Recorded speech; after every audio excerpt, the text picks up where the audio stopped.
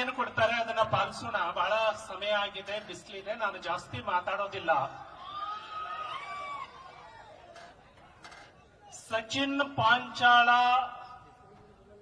ಆತ್ಮಹತ್ಯೆ ಏನಾಗಿದೆ ಅದಕ್ಕೆ ನ್ಯಾಯ ಕೊಡಿಸೋವರೆಗೆ ಹೋರಾಟವನ್ನ ಮಾಡ್ತವೆ. ಖರ್ಗೆ ಕುಟುಂಬ ಕಲಬುರಗಿಯಲ್ಲಿ ಏನು ಕೋಟೆಯನ್ನ ಕಟ್ಟಿಕೊಂಡಿದ್ದಾರೆ,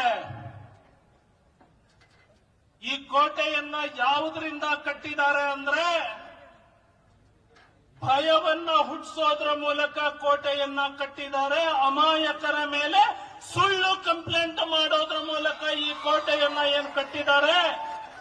ರಾಜ್ಯ ನಾಯಕರು ಎಲ್ಲರೂ ತೀರ್ಮಾನ ಮಾಡಿದ್ದಾರೆ, ಖರ್ಗೆ ಕುಟುಂಬ ಕಲಬುರಗಿಯಲ್ಲಿ ಕಟ್ಟಿರುವಂತಹ ಈ ಕೋಟೆಯನ್ನ ಕುಟ್ಟಿ ಪುಡಿ ಮಾಡ್ತವೆ, ನಿಮ್ಮ ಸಾಮ್ರಾಜ್ಯವನ್ನ ಅರಸಾಕ್ತವೆ ಅಂತ.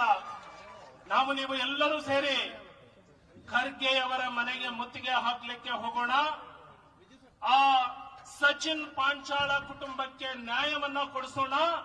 ಹಾಗಾಗಿ ಖರ್ಗೆ ಅವರು ರಾಜೀನಾಮೆ ಕೊಡೋವರೆಗೆ ನಮ್ಮ ಹೋರಾಟ ಮುಂದುವರಿಯುತ್ತೆ ಅಂತ ಹೇಳ್ತಾ ಈಗ ನಮ್ಮೆಲ್ಲರನ್ನ ಉದ್ದೇಶಿಸಿ ಮಾನ್ಯ ಪ್ರತಿಪಕ್ಷದ ನಾಯಕರಾಗಿರುವಂತಹ ಸನ್ಮಾನ್ಯ ಆರ್ ಅಶೋಕ್ ಅವರು ಮಾತನಾಡಬೇಕು ಅಂತ ವಿನಂತಿಯನ್ನ ಮಾಡ್ತಾರೆ. ಈ ವಿಡಿಯೋ ನಿಮಗೆ ಇಷ್ಟವಾದಲ್ಲಿ ಲೈಕ್ ಮಾಡಿ, ಶೇರ್ ಮಾಡಿ, ಸಬ್ಸ್ಕ್ರೈಬ್ ಮಾಡಿ.